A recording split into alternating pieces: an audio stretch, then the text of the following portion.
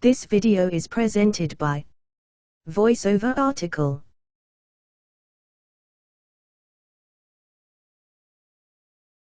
A rise in costs for users of any financial service usually results in public outcry. Why is it then that so many of those same consumers allow penalty fees and charges to accrue on their credit cards, when the problem could so easily be avoided? The financial groups DeFacto and Money Expert have released a report in which the startling figure that 1 in 5 consumers have had to pay just such a charge, and while credit cards were the worst offender, a number of different personal finance services also incurred unnecessary charges. These services included charges for simple personal finance errors such as allowing an overdraft to go over the agreed bank limit, or investing in an inflexible mortgage and then paying off the debt early. In both cases, either better preparation beforehand with regards to choosing the right provider, such as using an online personal finance database like Myet, http://www.myet.co.uk/credit-card/index.html, or Motley Fool, http://www.fool.co.uk, or taking advantage of financial options now readily available would have presented more flexible options which would not have imposed the penalties.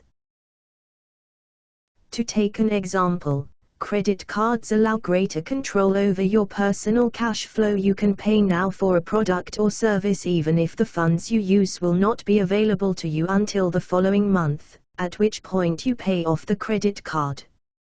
Credit cards also have valuable incentives for their use with larger purchases, featuring, as the majority do, insurance options and traceability. However, when you are making smaller purchases, say clothing or household products, then the use of a credit card may not be the best use of your money. Searching for a suitable personal loan would most likely result in better short-term rates and the avoidance of penalties such as those imposed on the 1 in 5 people surveyed by DeFacto and Money Expert.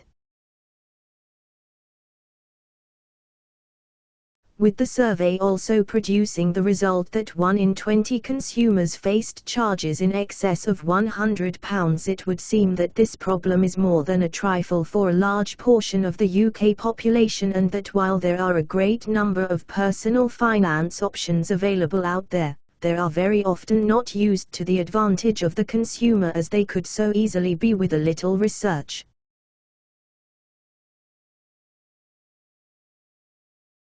Disclaimer.